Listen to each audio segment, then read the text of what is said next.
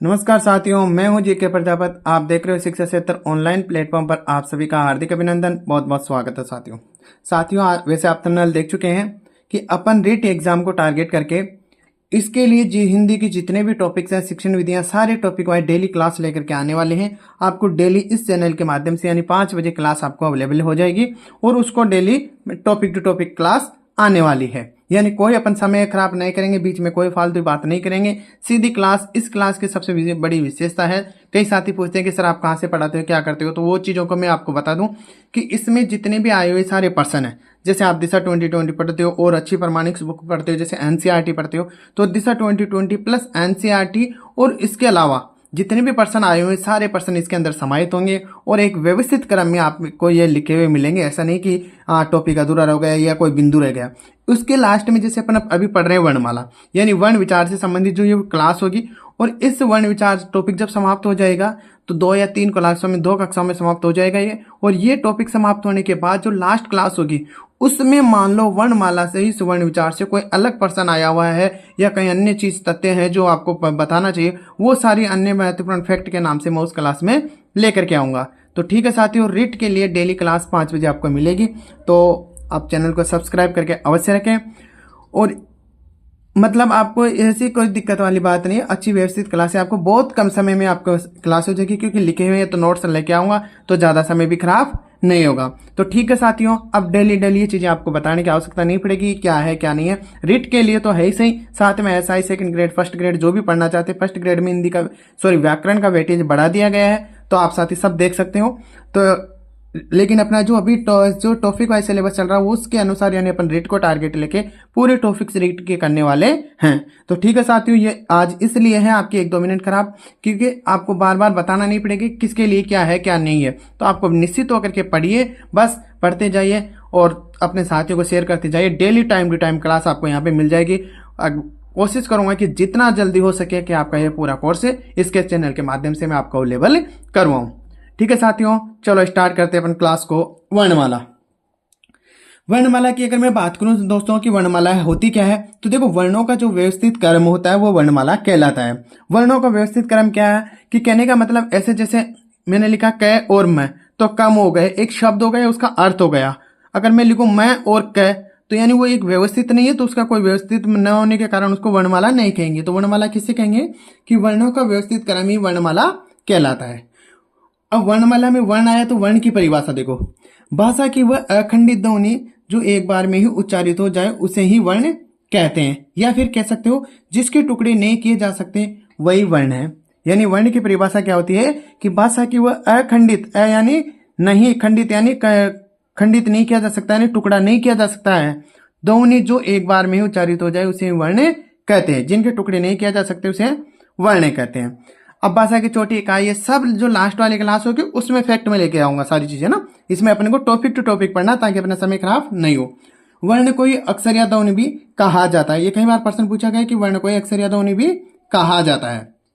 वर्ण के भेद होते हैं, कितने भेद होते हैं साथियों? 2 भेद होते हैं। कितने भेद होते हैं? 2 भेद होते हैं। अब वर्ण के 2 भेद में होते हैं, तो एक होते हैं स्वर और दूसरा होता है व्यंजन। कौन सा? स्वर और व्यंजन। अब स्वर की मैं बात बता दूं साथियों, अगर अपन सामान्य से देखें तो स्वर होते हैं स्वतंत्र होते हैं और व्यंजन कैसे होते हैं? पराधीन होते हैं। इसका मतलब समझो कि स्वर का मतलब यानी वे वर्ण जो स्वतः उच्चारित हो जाए वो स्वर कहलाते हैं। व्यंजन का पराधीन का अर्थ क्या? व्यंजन को पराधीन क्यों कहा मैंने? क्योंकि व्यंजन का मतलब दूसरों के अधीन होते हैं, यानी स्वरों की सहायता से उच्चारित होते हैं, इसलिए इसे पराधीन कहा। तो वर्ण के भेद कितने? 2 होते हैं, स्वर और व्यंजन। अब देखो अपन पढ़ेंगे स्वर। स्वर का अन्य नाम क्या है? अचोता साथियों। क्या होता है? अचोता है। परिभाषा देखो, स्वतंत्र रूप से उच्चारित होने वाले वर्ण को ही स्वर कहते हैं, यानी स्वतंत्र रूप से उच्चारित होने वाले वर्ण को ही स्वर कहते हैं। दूसरी परिभाषा देखो, बिना किसी विघ्न बाधा के उच्चारित वर्ण ही स्वर कहलाते हैं, यानी बिना किसी विघ्न बाधा के उच्चारित वर्ण। कहने का मतलब स्वर को उच्चारण करने के लिए ना ही अपने अन्य किसी वर्ण की सहायता लेनी पड़ती है और ना ही कोई अवरोध उत्पन्न होता है, इसलिए वह स्वर कहलाते हैं। बिना किसी अवरोध के उच्चारित वर्ण स्वर कहलाते हैं। अब इसके बाद आते हैं साथियों, स्वरों की संख्या कितनी है? साथियों कई जगह आपने पढ़ा, कई बार एग्जाम में क्वेश्चन सीधा फैक्ट आया कि स्वरों की संख्या कितनी है, तो 11 ही मानी है उन्होंने। कहीं कहीं जहां आपको पढ़ाते हैं कि नहीं 10 ही होंगे, 11 होंगे, 9 होंगे, तो वो मैं बता दूं जैसे नौकालीन का तो कोई मसला है नहीं, क्योंकि वो तो संस्कृत में होते हैं। अपने हिंदी में जो स्वरों की संख्या होती है 11 होती है, ठीक है। इसके बाद कई साथी जो इस री को स्वर नहीं मानते, तो इनसे संबंधित जो अलग तथ्य हैं वो लास्ट वाली क्लास में आपको मिल जाएंगे। बाकी आपको कोई कंफ्यूजन होने की आवश्यकता नहीं है। स्वरों की संख्या कितनी? 11 होती है, सीधा सा ये सवाल है। जैसे इनके ए, आ, ई, ऊ, री, ए, ऐ, ओ, औ। अब इसके बाद साथियों सब दो ये बचते हैं अंग और अह। तो साथियों स्वरों की संख्या कितनी? 11। और अंग और अह को अयोगवा स्वर कहते हैं। क्या कहते हैं? अयोगवा स्वर कहते हैं, यानी इसमें इनको काउंट नहीं करते हैं। 1 2 3 4 5 6 7 8 9 10 और 11। तो आपको स्वरों की संख्या कितनी बतानी है? 11। और अंग और अह को सीधा सा प्रश्न आता है कि अयोगवा स्वर कौन सा है? अंग अह को अयोगवा स्वर कहते हैं। न जाने एग्जाम में कितनी बार अनगिनत बार प्रश्न आया हुआ है साथियों। इसके बाद देखते हैं साथियों, ये था स्वरों से संबंधित कुछ बातें। अब इसके बाद अपन पढ़ेंगे स्वरों का वर्गीकरण, यानी कि कितने भागों में, किसके आधार पर कितने भागों में बांटा गया है। तो पहला जो वर्गीकरण अपने किया है वो किया है मात्रा या उच्चारण समय के अनुसार, यानी मात्रा या उच्चारण समय के अनुसार देखें तो 3 भागों में बांट सकते साथियों, ह्रस्व स्वर, दीर्घ स्वर और फ्लू स्वर, यानी ह्रस्व, दीर्घ और फ्लू स्वर। अब देखो मात्रा से अभिप्राय होता है साथियों स्वरों के उच्चारण में लगने वाला समय। क्या होता है? स्वरों के उच्चारण में लगने वाला समय होता है, या फिर आप कह सकते हो उच्चारण कालमान भी कह सकते हो। ये अब आप सोचो सर इनका मतलब ये कि, लेकिन क्या होता है साथियों कि कई बार प्रश्न इससे दे देते हैं, कई बार इसको दे दिया तो फिर कंफ्यूज होता था। तो इसलिए मैंने ऐसी कोई बिंदु या ऐसी कोई चीज छोड़ने वाला नहीं हूं जो एग्जाम में आ गई यहाँ पे नहीं हो, यानी वो सारी चीजें यहाँ पर आपको मिलेगी। इसलिए अलग अलग पुस्तकें पढ़ने की कोई आवश्यकता आपको नहीं पड़ेगी।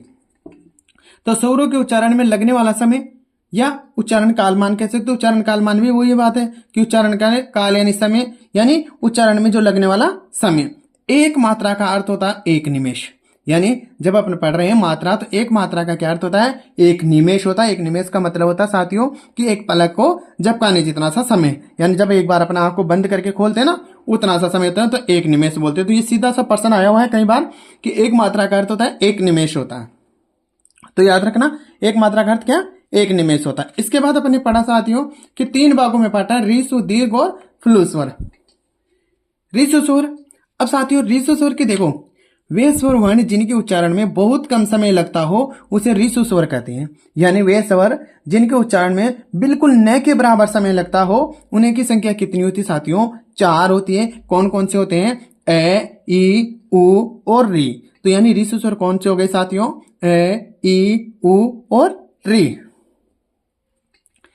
ये दूसरी परिभाषा भी है, वे स्वर वर्ण जिनके उच्चारण में एक मात्रा का समय लगे उन्हें ह्रस्व स्वर कहते हैं, यानी एक मात्रा का समय कह सकते हो या कम सबसे कम समय लगे, दोनों एक ही बात है। तो आपको ये याद होना जरूरी है, परिभाषा याद हो या नहीं हो। परिभाषा मैंने इसलिए लिखा साथियों ताकि आपको कोई भी बिल्कुल अनभिज्ञ आदमी भी इसको पढ़ेगा तो आराम से इसके समझ में आ जाए कि आके वास्तव में क्या लिखा हुआ है। इसलिए सारी चीजें कई बार परिभाषा से संबंधित भी एग्जाम में प्रश्न पूछा जाता है। तो ह्रस्व स्वर की संख्या कितनी? 4, ए, ई, उ और री। इसके बाद दूसरा भेद पढ़ेंगे अपन दीर्घ स्वर। दीर्घ स्वर की संख्या 7। कितनी है दीर्घ स्वर की संख्या? 7 है साथियों। परिभाषा वे वर्ण जिनके उच्चारण में ह्रस्व स्वर से दुगना समय लगे उन्हें दीर्घ स्वर कहते हैं, या फिर कह सकते हो वे स्वर वर्ण जिनके उच्चारण में 2 मात्रा का समय लगे उन्हें दीर्घ स्वर कहेंगे। भाई ह्रस्व स्वर में तो कितने मात्रा का? 1 मात्रा का समय लग रहा था या 2 मात्रा का समय लग रहा है, या फिर ये कह सकते हैं ह्रस्व स्वर में जितना समय लग रहा था उससे दुगना समय लगे किसमें? दीर्घ स्वर में। तो इस संख्या कितनी होती है? 7। कौन कौन से होते हैं? आ, ई, उ, ए, ऐ, ओ, औ। कितने हो गए? 7। अब देखो साथियों 4 और 7 कितने के? 11 हो गए। अपन कितने भेद पढ़े? 3 भेद पढ़ रहे हैं। स्वर कितने पढ़े थे? 11। तो 11 काउंट कर लो, हो गए है ना। तीसरा भेद पढ़ेंगे अपन फ्लू स्वर। अब देखो फ्लू स्वर का पहले आपको देखना है साथियों, जो दीर्घ स्वर है उस दीर्घ स्वर को द्विमात्रिक भी कहते हैं, गुरु भी कहते हैं, या संधि अक्षर भी कहा जाता है। यह अलग अलग नामों से भी दीर्घ स्वर को संबोधित किया जाता, तो इनका ये नाम याद रखना इंपॉर्टेंट है कि दीर्घ स्वर क्या है। दीर्घमात्रिक, गुरु और संधि स्वर भी इनको कहते हैं। इसके बाद फ्लू स्वर देखो, वे स्वर वर्ण जिनके उच्चारण में ह्रस्व स्वरों से तिगुना समय लगे उन्हें फ्लू स्वर कहते हैं। कहने का मतलब रीसु स्वर से तिगुना समय लगे उन्हें फ्लू स्वर कहेंगे। अब देखो आगे, फ्लू स्वर का कोई आकार नहीं होता है। यदि किसी भी रीसु स्वर या दीर्घ स्वर के उच्चारण में त्रिमात्रा का समय लगे तो उसे ही उस स्वर पर 3 का अंक, यानी जो अपन लिखते हैं ना हिंदी में 3, ये वाला अंक लिख रख देते हैं। ये 3 अंक जिस स्वर पर लगा होता है उसे फ्लू स्वर माना जाता। कहने का मतलब ये कहना चाह रहा है इस पंक्ति में, इनमें ये कह रहा है कि ऋषि स्वर का कोई अलग से चिन्ह नहीं होता है। बस ऋषि स्वर का चिन्ह ये होता है कि अगर मान लो कोई शब्द लिखा, जैसे मैंने लिखा ओम,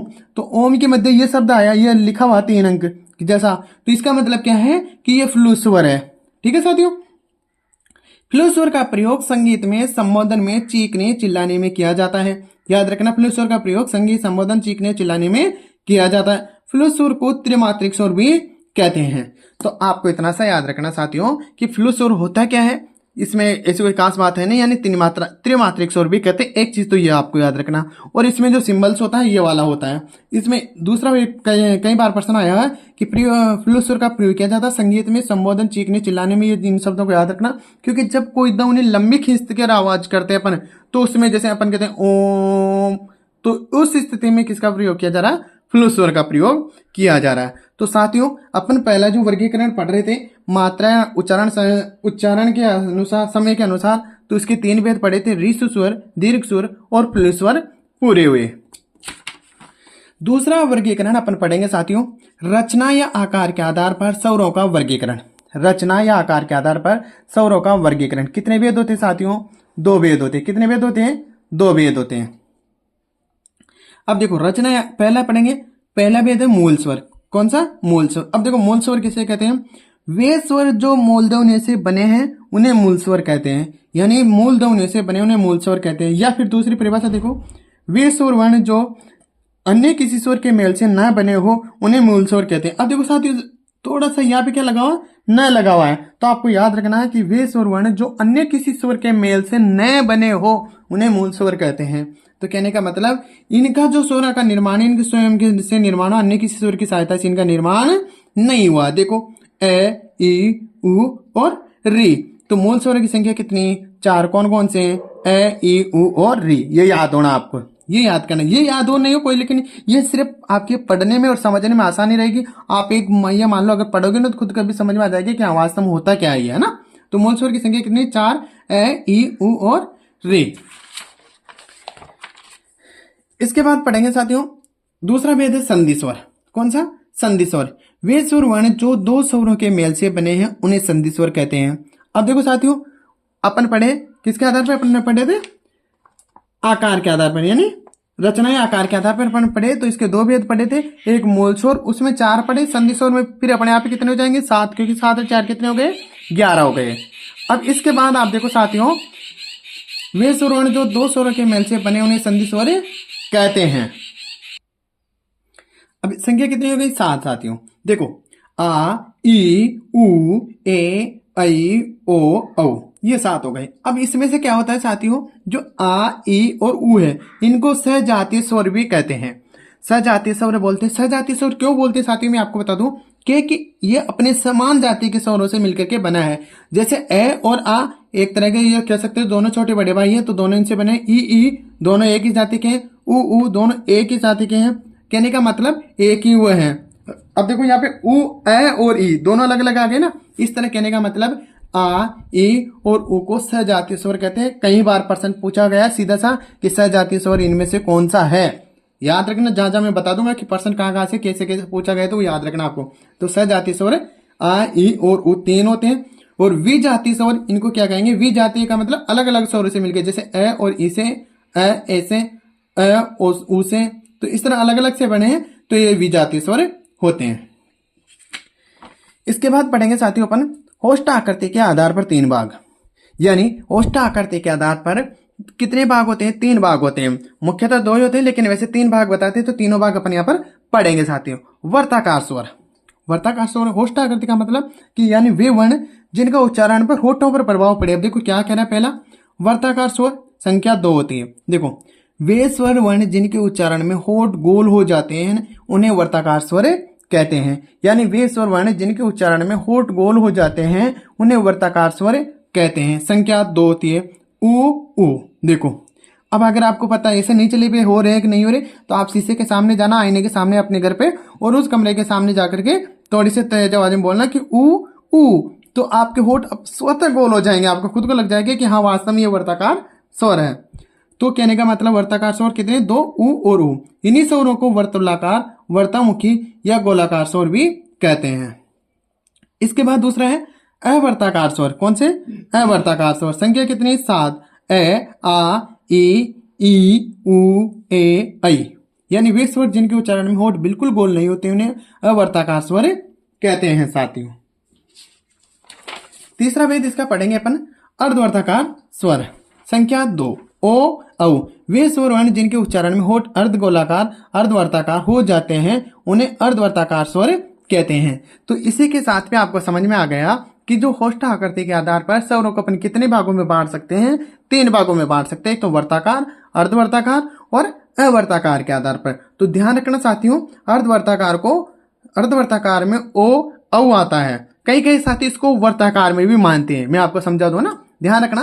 कई कई साथी इनको वर्ताकार ही कहते हैं कि नहीं, ऊ ओ औ चारों वर्ताकार स्वर हैं। लेकिन आपको ये विशेष कर ध्यान रखना है, अगर आप इनको चारों को वहां पे मानते भी हो तो आपको ये ध्यान रखना है कि अगर प्राथमिकता ऊ और ऊ में से आ रहा है तो प्राथमिकता तो उनको ही देना है, क्योंकि वही है पूर्णतः वर्ताकार स्वर। तो अगर वह नहीं हो तो आप इनको भी वर्ताकार में मान सकते हो, इन दोनों को भी। तो ये समझे, मतलब कोई भी ऐसी कोई बात में जो कंफ्यूज किया रहे वैसे वो आपको रखने वाला नहीं हो साथियों ना। उसके बाद देखो जिह्वा के आधार पर 3 भाग होते हैं। अब देखो साथियों, जिह्वा के आधार पर कितने भाग होते हैं? 3 भाग होते हैं साथियों। पश्य भाग, मध्य भाग, अग्र भाग। अब देखो साथियों 3 भाग बता दिए मैंने। पश्य भाग तो देखो किसे कहेंगे? वे स्वर वर्ण जो जीभ के मध्य भाग से उच्चारित होते हैं उन्हें पश्य स्वर कहते हैं। वे स्वर वर्ण जीभ के मध्य भाग से उच्चारित होते हैं उन्हें मध्य स्वर कहते हैं। वे स्वर वर्ण जीभ के अग्र भाग से उच्चारित होते हैं उन्हें अग्र स्वर कहते हैं। तो कहने का मतलब जीव्या या जीभ के आधार पर 3 भागों में अपन इनको बांट सकते हैं, पश्य, मध्य और अग्र।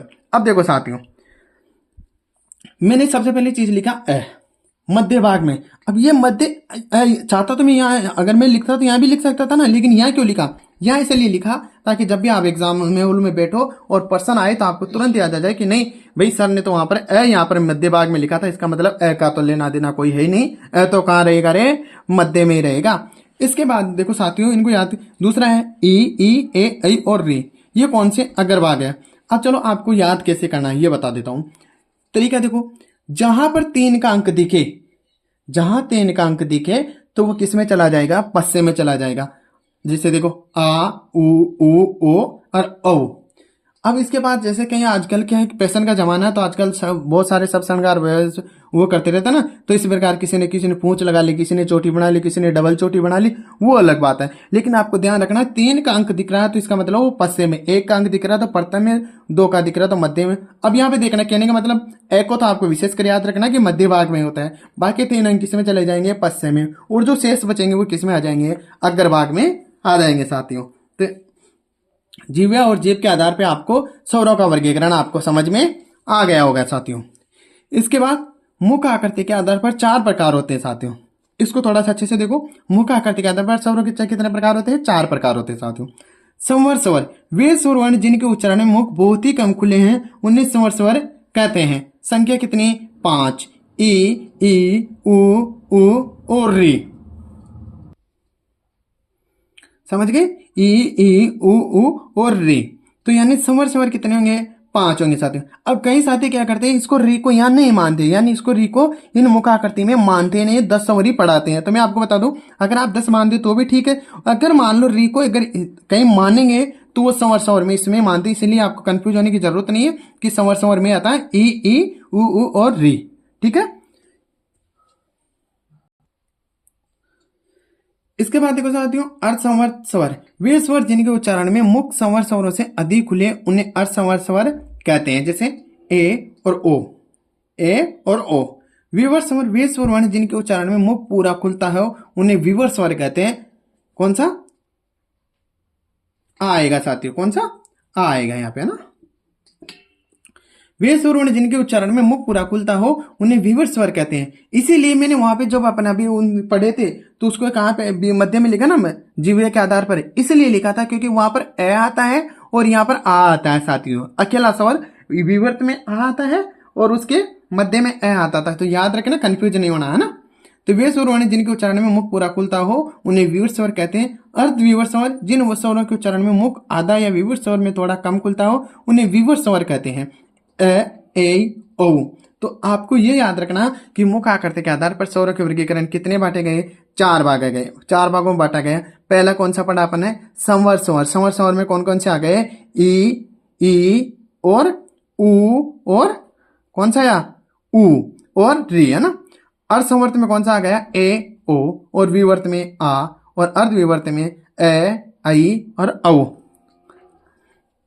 इसके बाद देखो, हवा का नाक व मुंह से निकलने के आधार पर 2 प्रकार के थे, अनुनासिक स्वर और निनुनासिक स्वर। अनुनासिक स्वर में और निनुनासिक स्वर में सिर्फ आपको इतना सही है क्योंकि इनके जो ऊपर जिनके ऊपर बिंदी लगी हुई है वो अनुनासिक स्वर है, जिनके ऊपर बिंदी नहीं लगी हुई है निनुनासिक स्वर माने जाते हैं साथियों। भाई इनके ऊपर बिंदी लगी हुई ना सबके, तो ये तो अनुनासिक स्वर होंगे, जिनके ऊपर ये बिंदी नहीं लगी वो निनुनासिक स्वर होंगे। तो ये था साथियों कि आपके वर्णमाला में वर्ण से संबंधित जो टॉपिक चल रहा है उस टॉपिक में अब इसके बाद अपन नेक्स्ट क्लास में पढ़ना शुरू करेंगे व्यंजन और व्यंजन का वर्गीकरण, यानी व्यंजन किसे कहते हैं और व्यंजन का वर्गीकरण। साथियों मैं आपको बता दूं कि अपने क्लास का सीधा सा फंडा है कि अपना समय खराब नहीं करना, बिल्कुल भी समय खराब नहीं करना, और कोशिश करेंगे 20-30 दिन के अंदर अंदर आपके रीट का पूरा सिलेबस है हिंदी का जो हो जाए, उसके साथ साथ जीके का और जो शैक्षिक मैनेजमेंट है, शैक्षिक प्रबंधन है, वो सुबह के टाइम में सेट कर रहा हूं। तो वहां पर एक क्लास आपकी डेली एक टॉपिक की क्लास लेके आने वाला हूं साथियों। अगर वीडियो पसंद आई तो लाइक करें, चैनल को सब्सक्राइब करें, और इसी के साथ में एक भी सूचना दे दूं कि अधिक जानकारी के लिए आपको टेलीग्राम ग्रुप ज्वाइन करना है, क्योंकि मैं बहुत जल्दी ये काम करने वाला हूं कि जैसे ही अभी वर्ण विचार का टॉपिक खत्म होगा तो 20-20 क्वेश्चन की, अब 30 क्वेश्चन की अपन टेस्ट सीरीज प्रत्येक टॉपिक से टेस्ट का उसमें डाल देंगे, तो आप आराम से उसमें क्यूज में कर सकते हो और उसकी पीडीएफ भी आपको दे दी जाएगी। तो इसीलिए जो टेलीग्राम ग्रुप को भी आपको ज्वाइन करना, ठीक है साथियों। अगर आपको अच्छी लगे तो ज्यादा से ज्यादा लाइक करें, चैनल को सब्सक्राइब करें और अपने साथियों को भी शेयर अवश्य करें, और आपकी क्या राय है ये कमेंट करके मुझे जरूर अवश्य बताएं साथियों। धन्यवाद साथियों, मिलते हैं नेक्स्ट वीडियो में।